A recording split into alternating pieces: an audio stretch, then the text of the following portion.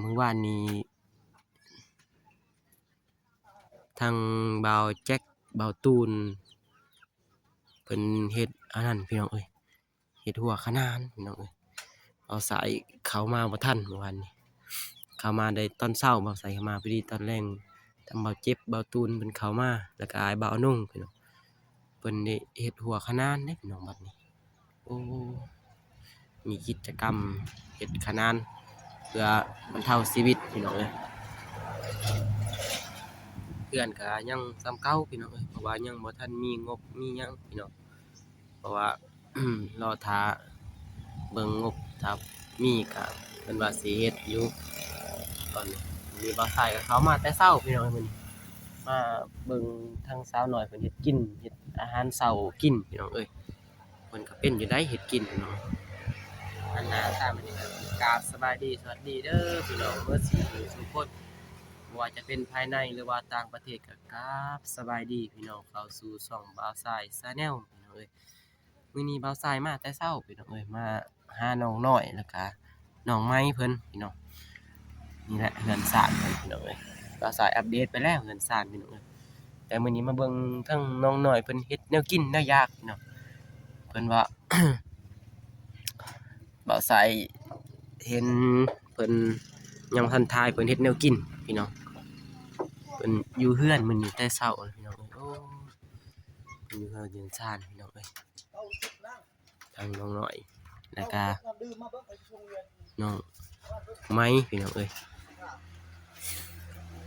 เพิ่นเฮ็ดกินเฮ็ดยากนี่แหละเอาสายก็เข้ามาลิ้นพี่น้องมาอัปเดตเรื่อยๆแหละจนกว่าว่าทางเฮือนน้องน้อยกับน้องไม้เพิ่นสิสำเร็จนั่นแหละให้ FC เบิ่งเพราะว่าเฮือนเพิ่นก็เฮือนเก่าเดี๋ยวนี้พี่น้องเอ้ยเป็นเฮือนเก่าแก่พี่น้องตั้งแต่โดนๆแล้วนะบ่จ่ายตั้งแต่บ่จ่ายยังน้อยพุ่นแหละพี่น้องเอ้ยเพิ่นอยู่นี่น้อยๆพุ่นแหละเพิ่นก็อยู่นี่5คนพี่น้องเอ้ยมีทั้งพ่อทั้งแม่ลูกเพิ่น3คนอยู่คับแคบแลพี่น้องเอ้ยบ่อนนอนก็ยังบ่ทันขึ้นไปเบิ่งนอนบ่อนนอนจังได๋ทาง2บ่าวสายไปเดี๋ยวไปขึ้นเบิ่งทางห้องนอนเพิ่นพี่น้องเอ้ยโอ้พี่น้องมื้อนั้นเอาสายมากลางคืนบ่ได้ถ่ายเด้ทางนี้สบายดีเด้อน้องๆสบายดีโอ้เดี๋ยวบ่าวสายขออนุญาตเบิ่งทางห้องนอนเด้อเบิ่งโอ้ทาง FC เพิ่นอยากเห็นห้องนอนนอน5คนแน่นอนอยู่เทิงนี่เนาะโอ้พี่น้องเอ้ยคับแคบอีหลีพี่น้องเอ้ยถ้ายามหนาวนี่นอนอุ่นอยู่พี่น้องแต่ถ้ายามร้อนนี่อยากปิดกั้นนอนนี่เนาะสาวน้อยโอ้มันคับพี่น้องเอ้ยเป็นเรือน2ชั้นแต่ว่าชั้นลุ่มนี่เก็บเครื่องเก็บของอ้อเฮ็ดหยังกินตำถั่วโอ้ตำบักถั่วพี่น้องเอ้ยเพิ่นก็เป็นอยู่ได้เฮ็ดแนวกินแนวยาก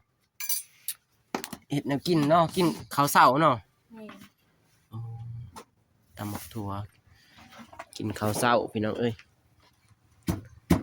อาหารเช้าอาหารบ่ายนี่แหละกินไปพี่น้องไปเบิ่งทางน้องหน่อยเพิ่นตำแจ่วพี่น้องตำบักถั่วนี่ก็คืออาหารหลักอีกอย่างหนึงพี่น้องก็คือแบบแจ่วนี่แหละพี่น้องเป็นอาหารหลัก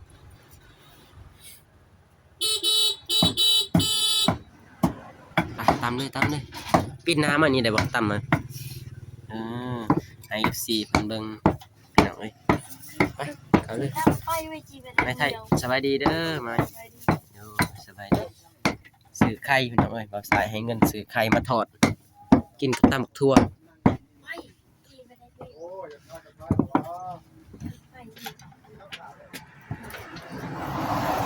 สองไอ้น้องพี่น้องเฮ็ดกินอาหารเช้าตำแจ่วตำจุไป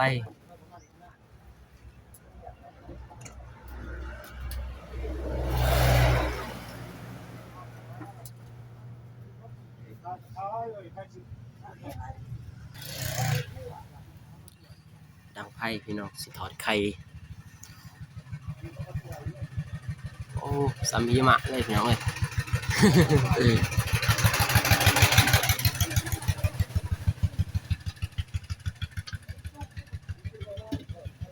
มินิเบาสายมาก่อนอีกแต่เช้ารอท้าทางเบาโก้เพิ่นอีกมื้อนี้ถ้าเบาโก้เพิ่นมาก็มาพี่น้องแต่เพิ่นคือสิค้าพี่น้องเอ้ยคือเมื่อวานนี้ก็จักหน่อยว่าตัว FC อีกว่าเพิ่นสิมาเพิ่นก็ค่าเวียกเมื่อวานนี้พี่น้องเอ้ยทางเบาโก้เพิ่นก็ค่าก็ขอโทษขออภัย FC เด้อพี่น้องเพิ่นก็เวียกมีงานทางเบาโก้ก็เพิ่นบ่ได้เข้ามาพี่น้องเอ้ยนี่แต่เบาสายสิอัปเดตทั้งน้องไม้กับน้องน้อยเพิ่นเฮ็ดแนวกินแนวอยากพี่น้องเอ้ย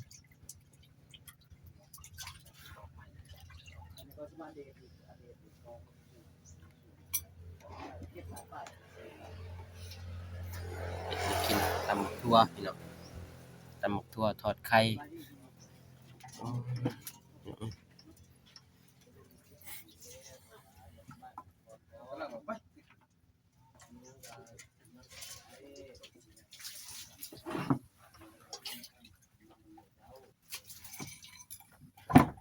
อ๋อสวัสดีเด้อบ่าวมิกสบายดีบ่าวสายสบายดี มาเบิ่งทั้งน้องน้อยกับน้องไม้เพิ่นเฮ็ดแนวกิน ดีแล้ว เฮ็ดแนวกินสู่กิน มิกก็สิมาดินน้ำกันเลย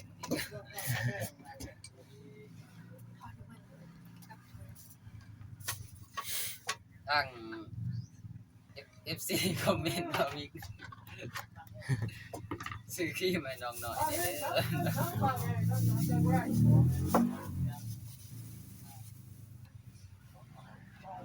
บ่ใส่ครีมก็ได้แบบสวยแบบธรรมชาติก็ได้เนาะงามแล้วสำนี้ก็สวยแบบธรรมชาติเอาพี่น้องเอ้ย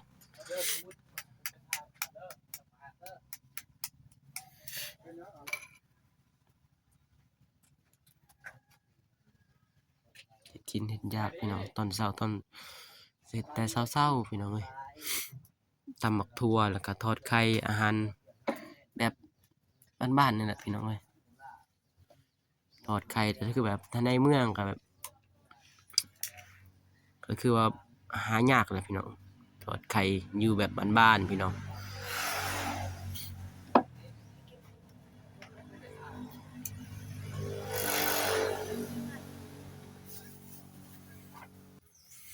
โอ้สระผมพี่น้องมันเลยมัดบ่ได้มันยังเปียกเนาะว่าสิมัดพี่น้องแต่ว่าน้องน้อยเพิ่นสระผมตอนเช้าบ่ใส่บ่ได้มาตอนเช้าเพิ่นสระแต่เช้าเพิ่นพี่น้องเอ้ยแต่มื้อนี้บ่ใส่ก็มาแต่เช้าแต่ว่าบ่ทันเพิ่นตอนสระผมน้องน้อยสระแต่เมื่อวานนี้สระทันแต่น้องไม้เนาะน้องน้อยสระให้น้องไม้สระผม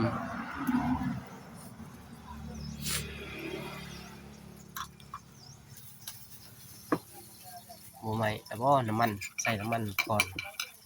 ปรุงก่อนก็ได้ติอย่ามันไหม้เด้ น้ำมันหมดก่อนนี่มันหอนไว้เด้มาเบิ่งน้องน้อยเพิ่นเฮ็ดแนวกินพี่น้องเพื่อทั้งอายบ่โก้เพิ่นมาเฮ็ดสู่กินอีกเฮ็ดแนวกินแนวอยากไป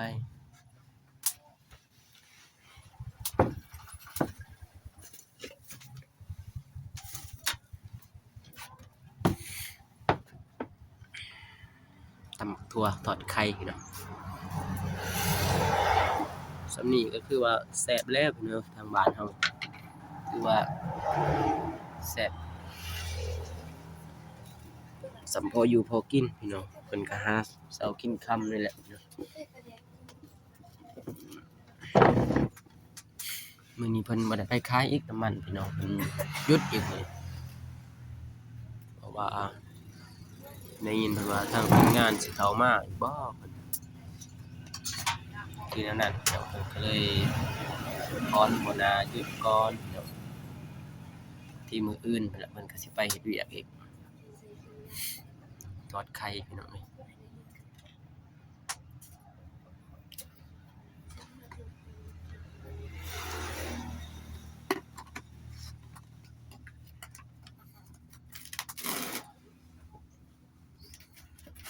ทอดไข่ตำบักถั่วพี่น้อง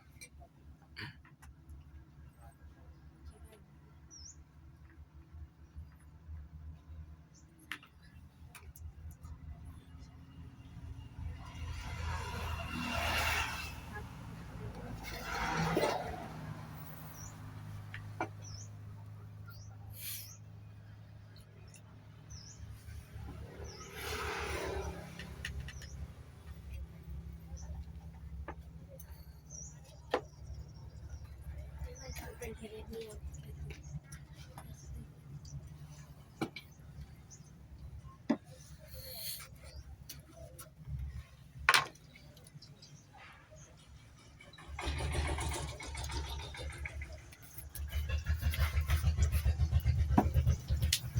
สิอยากเบิ่งน้องน้อยเฮ็ดแนวกิน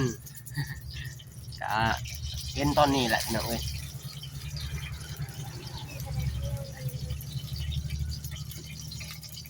ทอดไข่พี่น้องแบบบ้านๆหม้อกะใส่หม้อแบบบ้านๆพี่น้องเอ้ยเพราะว่าบ่มีหม้อค้างเนาะหม้อนี่ก็ใส่ได้อยู่พี่น้อง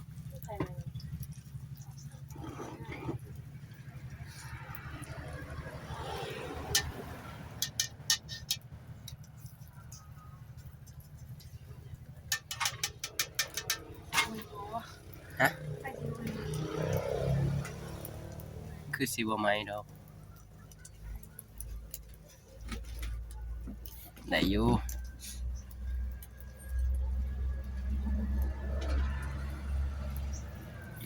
น้องไม้เพิ่นทอดไข่พี่น้องเอ้ยมีแต่อัปเดตทั้งมาเบิ่งทั้งน้องเพิ่นเฮ็ดกินเฮ็ดอยากพี่น้องเอ้ยเอาทรายก็มาพอดีแต่เช้ามื้อนี้เดี๋ยวพอดีเพิ่นกินข้าวเช้ามื้อนี้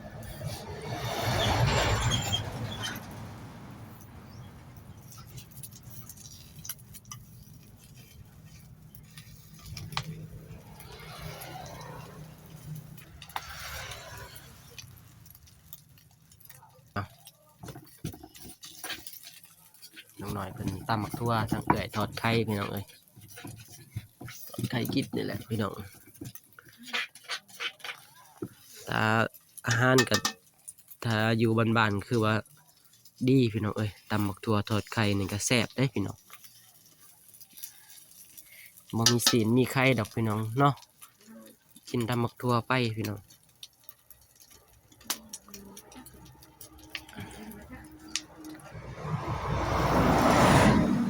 ทอดไข่พี่น้องบ้านๆน้องน้อยเพิ่นตำแจ่วตำทั่วพี่น้องทาง14เพิ่นอยากมาเบิ่งน้องน้อยเฮ็ดกินกับน้องไม้พี่น้องมีแต่เบิ่งทางคลิปนี้เลยเด้อพี่น้องมีหยังก็ติชมมาได้พี่น้องทางน้องเพิ่นก็บ่ได้ว่าหยังมีหยังก็ติมาได้พี่น้องอันใดบ่ถูกบ่ต้องก็คอมเมนต์มาพี่น้องเดี๋ยวสิบอกน้องเพิ่นเนาะถ้า FC ว่าในใดบ่ถูกก็บอกสอนเนาะจึงได้เฮ็ดถูกพี่น้องเอ้ยเพราะว่าน้องเพิ่นก็ยังน้อยพี่น้องเอ้ยอายุ14 15ถ้าซ้ำ17 18 19นี่พอดีใหญ่แล้วพี่น้อง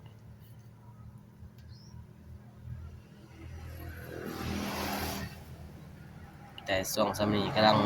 บอกสอนได้อยู่พี่น้องเพราะว่าอายุยังส่ำนี้ถ้าใหญ่กว่านี้เฮาก็บ่กล้าบอกพี่น้องเอ้ยเพราะว่ามันจะเป็นสิทธิ์ของเขาเองพี่น้องมีแต่รอท่าปลาแดกพี่น้องจีปลาแดกเหนียวบ้านเฮาล่ะพี่น้องเอ้ย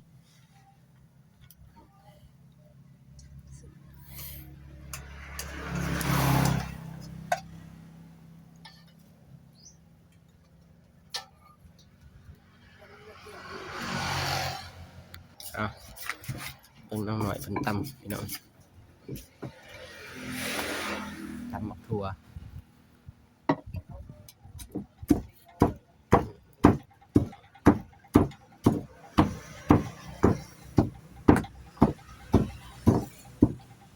นี่แหละพี่น้องเอ้ย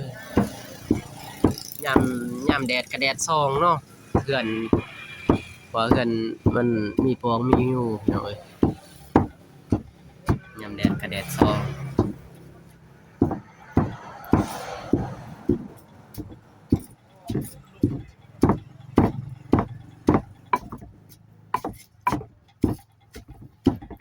สิเอาหยังตักไข่เลยกินข้าวเลยบ่าวสายกินแล้วเด้กินมาแต่เพื่อนแหละมีแต่น้องไม้กับน้องหน่อยกินโลด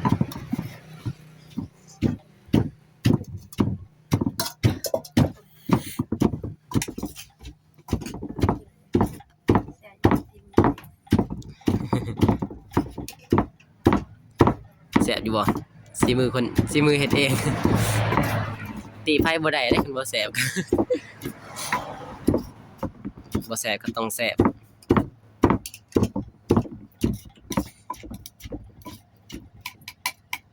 ซิมเลยชิมเบิ่งให้น้องไม้ชิม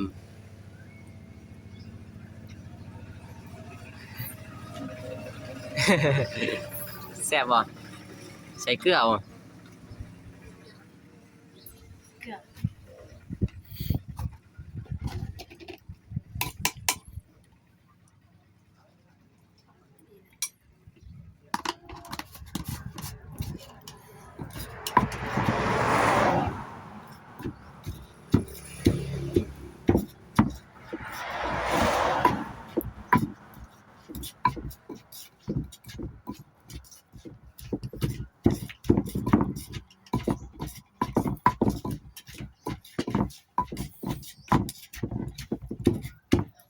ตำบักถั่วพี่น้อง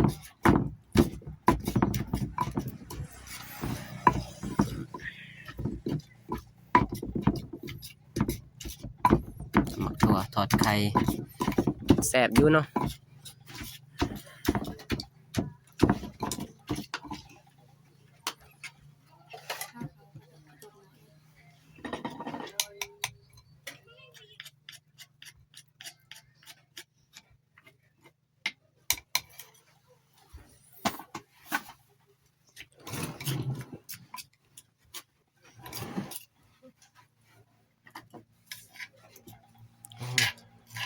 แซ่บอยู่ได้พี่น้องเอ้ยตำบักถั่ว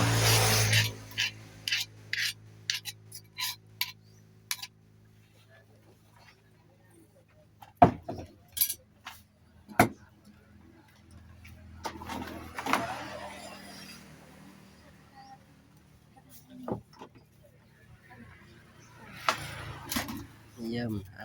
กินเอาสายกินเลยได้ เอานิดสิกินข้าวนำกันเด้อ ได้ FC กินข้าว น้องน้อยเด้ มาเด้อ FC กินข้าว โน้ยกินข้าวพี่น้องเอ้ยอาหารบ้านๆ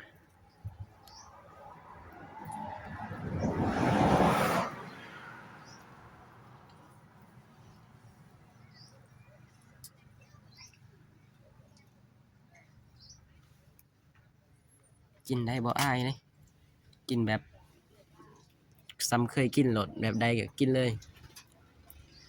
กินแบบถนัดบ่ต้องเก่งบ่ต้องอายเด้อ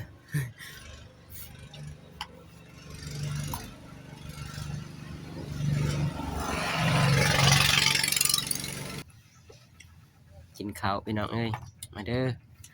กินข้าวนำน้องไม้กับน้องน้อยพี่น้องกินทอดไข่แซ่บอยู่บ่เฮ็ดเอง ถ้าเบาโก้มานี่พอดีพี่น้องเอ้ยกินข้าว3คนพอดีแซ่บนี่เพิ่นบ่ได้มาเป็นข้าวเวียกพี่น้องเอ้ย